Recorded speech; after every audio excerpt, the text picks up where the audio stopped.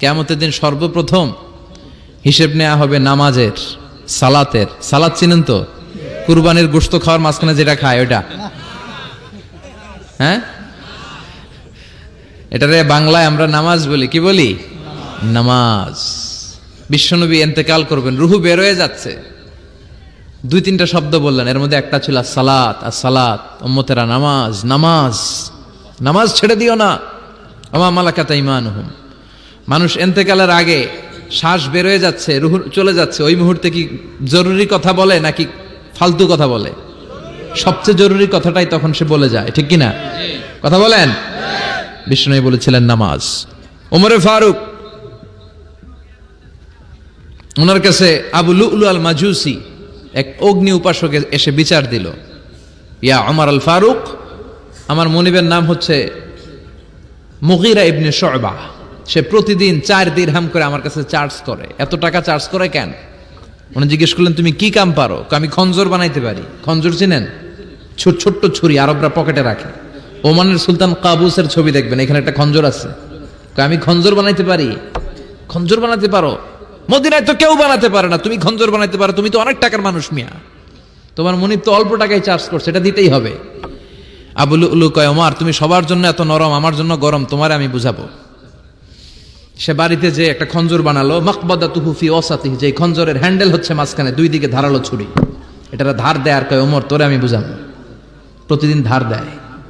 সাইয়েদনা ওমরে ফারুক মসজিদে নববীর ইমাম, ওয়া কানু ইউসাল্লুনা বিগালাস, তখন ওনারা অন্ধকারে নামাজ পড়তেন আউয়াল ওয়াক্তে। আমরা তো দেরি করে পড়ি, সুন্নাহ অনুযায়ী আগে আগে পড়া ভালো। আপনি মসজিদুল হারামে গেলে দেখবেন যে কত আগে ফজর পড়ে, ফজরের 1-1.5 ঘন্টা পরে সূর্য ওঠে, ঠিক কিনা? তো সে একবার ছদ্মবেশে ফজরের সময় প্রথম কাতারে যে হাজির, আসলে কিন্তু মাজুসি, সূর্যের পূজা করে। খঞ্জরটা নিয়ে এসে দাঁড়ালেন। ওমরে ফারুক ফজরের সময় ঢুকলেন, বললেন আকিমিস সালাহ, একামত দাও। একামত দেয়া হলো। ওমরে ফারুক আল্লাহু আকবার বলে অন্ধকারে ফজরের সালাত শুরু করলেন। প্রথম রাকাত যখন পড়ে ফেললেন, রুকুতে যাবে, ইন দ্য মিন টাইম সে খঞ্জর বের করে ওমরে ফারুককে 3টা স্টেবিং করেছে।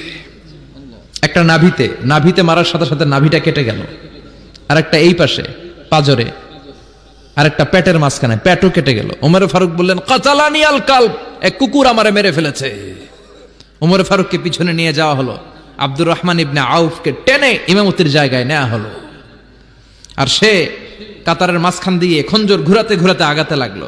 ওর খঞ্জরের আঘাতে 7 থেকে 8 জন সাহাবী স্পট ডেথ, জায়গায় শেষ। ওমরে ফারুক বেহুশ।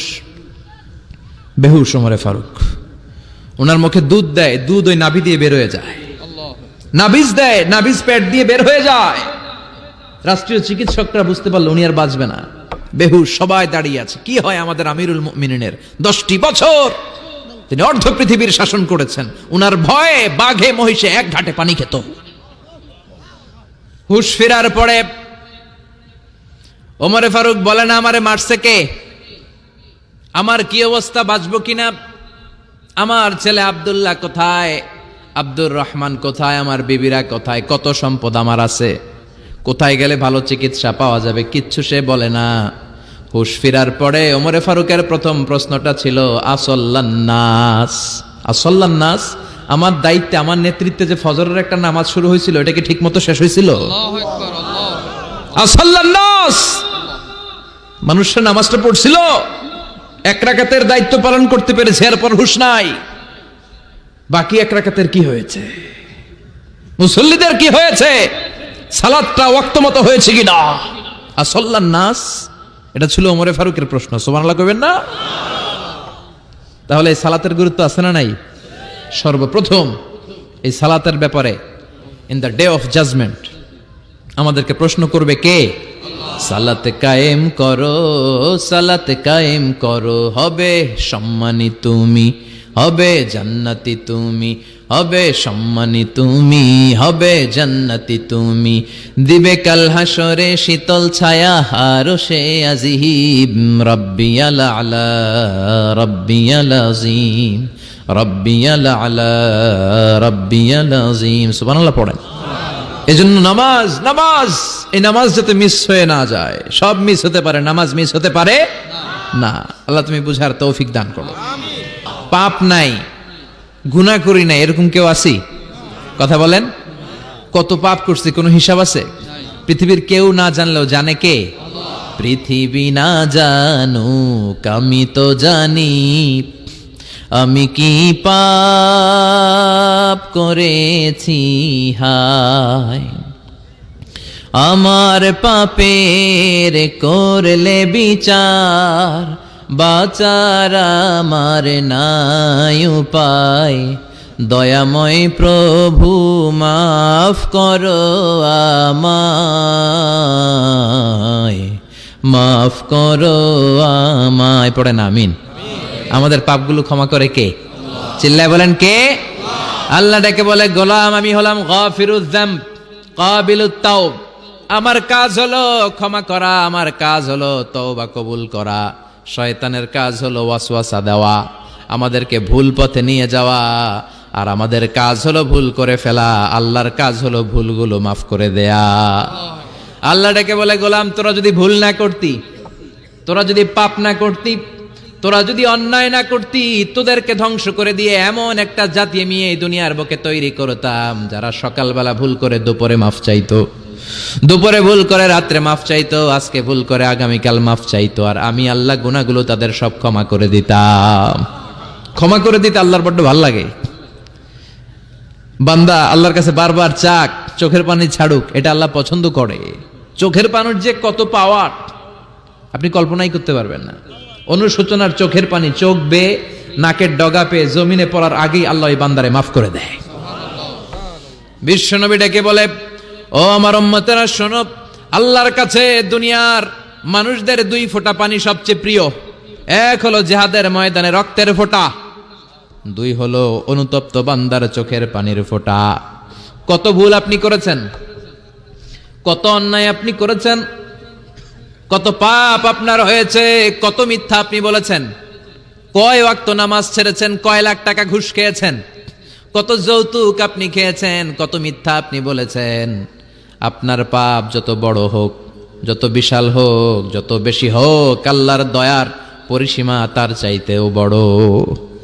আপনার পাপ, আপনার অন্যায়, আপনার জুলুমগুলো যদি হয় খালের পানির সমান, বিলের পানির সমান, আল্লাহর দয়া সাগরের পানির সমান। আপনার পাপ যদি হয় সাগরের পানির সমান, আল্লাহর দয়া মহাসাগরের পানির সমান। আপনার পাপ আর অন্যায় যদি হয় পাহাড়ের সমান, আল্লাহর দয়া আকাশের সমান। আপনার পাপ যদি হয় আকাশের সমান, আল্লাহর দয়া আরশের সমান।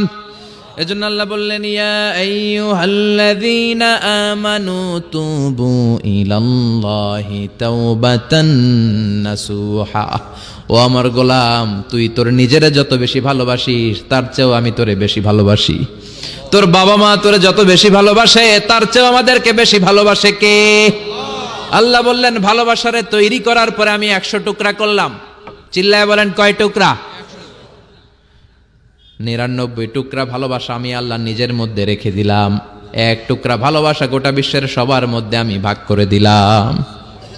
1 টুকরা ভালোবাসা পেয়ে আমাদের অবস্থা দেখছেন? আল্লাহ যদি 1 টুকরা না দিয়ে আমগরে 30 টুকরা দিত, কথা কোন? 1 টুকরা না দিয়ে 80 টুকরা দিলে কি হইতো? এজন্য আল্লাহ ডেকে বললেন, গোলাম আমি যে তোদের কত ভালোবাসি তোর ধারণা নাই। চোখের পানি ছাড়, গুনার কথা স্মরণ কর, তওবা কর। তওবার মতো তওবা করলে সব গুনাহ মাফ করে দিতে পারে কে? আল্লাহ। বিশ্বনবী বলে, আমার কোনো গুনাহ নাই, তারপরেও প্রতিদিন 70 বারেরও বেশি আমি তওবা করি। আল্লাহে ইন্নী আস্তাগফিরুল্লাহ ওয়া আতুবু ইলাইহি আকসার মিন 70 মাররা। Could you imagine that? কল্পনা করছেন কোনদিন যে নবীর গুনাহ নাই ওই নবী তওবা পড়ে প্রতিদিন 70 বার, আকসার 70 বারেরও বেশি। আমার পড়া দরকার কয়বার? আপনার পড়া দরকার কয়বার? বিশ্বনবী 70 বারের বেশি বললে আমাদের পড়া দরকার কয়বার? আর আমরা প্রতিদিন পড়ি কয়বার? কথা কন। আমাদের ভুল হবে, ভুল হতে সমস্যা নাই, ভুল হওয়াই মানুষের স্বভাব, কিন্তু ভুল হওয়ার পরে ভুলের উপর অটল থাকা যাবে না। শয়তান আর মানুষের মধ্যে এই মৌলিক পার্থক্য। শয়তান ভুল করে ভুলের উপরই আছে, ঠিক কি না? ক্ষমা চায় নাই, কিন্তু আমরা সকালে ভুল করলে দুপুরে মাপ চাই কার কাছে? 19 সালে ভুল করলে 20 সালে মাপ চাই কার কাছে? মৃত্যুর আগ পর্যন্ত আমরা ক্ষমা চাইলে ক্ষমা করে দিবে কে? সব সময় 24/7 তওবার দরজা খোলা, দুইটার সময় ছাড়া। ভালো করে মনে রাখবেন, মুখস্থ ঠোঁটস্থ যেন থাকে। দুইটার সময় তওবা কবুল হয় না। চিৎকার করে বলেন কয় সময়? এক হলো বাদাল গারগারা, গারগারানি যখন আসে, মালাকুল মাউত যখন চলে আসে, মালাকুল মাউতরে যখন দেখে ফেলবেন তখন তওবা কবুল হবে নাকি? কথা কন। ফেরাউনের নাম শুনছেন? ওরা যখন আল্লাহ লোহিত সাগরে ডুবাইয়া পানি খাওয়াইতে লাগলো, পানি খাইতে খাইতে পেটটা হয়েছে এত বড়, আর পানি খাইতে পারেন। এরপর হাত তুলে কয় আনা মিনাল মুসলিমিন, কোরআনের আয়াত, আনা মিনাল, হাত তুলে কয় আমি মুসলমান। ফেরাউন না বলে মুসলমান, আমরা যাবো কই? কথা কহ। ফেরাউন হাত তুলে কয় আনা মিনাল মুসলিমিন। আল্লাহ কয় টাইম ইজ আপ, দেরি করছস, অনেক সময় দিলাম, অনেক সুস্থ রেখেছি, ক্ষমতা দিয়েছি, দাপট দিয়েছি, তখন যদি ঘাটটা নত করে, মাথাটা নত করে একবার ক্ষমা চাইতি, ফেরাউন তোরেও ক্ষমা করে দিতাম। কিন্তু সময় শেষ হওয়ার পরে আমি মুসলমানদের অন্তর্ভুক্ত বললে কোনো লাভ হবে নাকি? আল্লাহ বলল সময় নাই, সময় শেষ। কারণ মুসা আলাইহিস সালামের চাচাতো ভাই অনেক দাওয়াত দিল, যাকাত দে। কারণকে যাকাত দিব না, এই সম্পদ আমি কামাইছি, আল্লাহ দেয় নাই। মুসা আলাইহিস সালাম বললেন তাহলে আযাবের অপেক্ষা কর। আযাব চলে আসলো। আল্লাহ বলেন মুসা সেফ জোনে যাও, সরো, এখনই আযাব। ফাখাসাফনা বিহি ওয়া বিদারিহিল আরদ, পুরো ফাইয়ুমের জমিনটার আল্লাহ কাঁপিয়ে দিলেন, আর কারুনকে সহ পুরো সম্পত্তি তার জামিনের ভিতরে দাবিয়ে দিলেন। হাঁটু পর্যন্ত কারুন দেবে যায়, ভাবছে উঠে যাবে, কোমর পর্যন্ত দেবে যায়, ভাবছে উঠে যাবে, গলা পর্যন্ত যখন দেবে যায় আর সুযোগ নাই। কয় মুসা আমার সব সম্পত্তি তোরে আর তোর আল্লাহরে দিয়া দিলাম, আমারে বাসা, আমারে সব সম্পত্তি তোর আর তোর আল্লাহর, আমারে খালি বাসা, চাচা আপন প্রাণ। আল্লাহ বলে সময় শেষ। তার মানে বাদাল গারগারা, তওবা কিন্তু আর কবুল হয় না। এই হলো একটা। নাম্বার 2, বাদা তুলুই শামসি মিন মাগরিবিহা, প্রতিদিন চাঁদোলাতে সূর্য কোন দিক দিয়ে ওঠে? কথা কয় না? পূর্ব দিকে। কিয়ামতের আগ দিয়ে সূর্য আর পূর্ব দিকে উঠবে না, পশ্চিম দিক থেকে উঠবে। যেদিন প্রভাতে পশ্চিম দিক থেকে সূর্য উঠবে, ওই দিন থেকে তওবার দরজাটারে বন্ধ করে দিবে কে? আল্লাহ। তার আগ মুহূর্ত পর্যন্ত জীবনে যত গুনাহ করেছি, অন্যায় করেছি, চোখের পানি ছেড়ে ক্ষমা চাইলে ক্ষমা করবে কে? শয়তান আল্লাহরে চ্যালেঞ্জ দিছে, আল্লাহ তুমি আমারে জাহান্নামে পাঠাবা, আমিও তোমার বান্দা করে লয়ে একসাথে জামাতে ঢুকমু, একা ঢুকবো না, একা যাব না, তোমার বান্দাদেরকে সবগুলারে জাহান্নামী বানায়া তারপরে ঢুকমু।